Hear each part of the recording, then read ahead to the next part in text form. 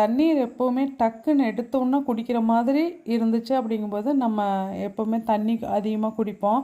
ஒவ்வொரு டைமும் டேப்பில் பிடிக்கிறதுக்கு நம்மளுக்கு பொறுமை இருக்காது. அது நிறைய வரைக்கும் நம்மளால் வெயிட் பண்ண முடியாது. அதனால் ரொம்ப முடியாத பட்சத்தில் ரொம்ப தாகம்னா தான் குடிக்கிற மாதிரி ஆயிரும்.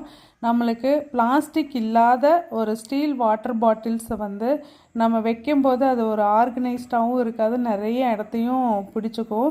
அதுக்கு பதிலாக வீட்டில் ஒரு மரத்துண்டு இருந்துச்சு, அதையும் அந்த பாட்டிலோட டயாமீட்டர் அந்த கீழ் இதை வந்து நல்லா மார்க் பண்ணிட்டு போய் பக்கத்தில் இங்கே மர வேலை செய்கிறவங்க அந்த ஒர்க் ஷாப்பில் கொடுத்து அதை கார்வ் பண்ணி எடுத்துகிட்டு வந்தேங்க.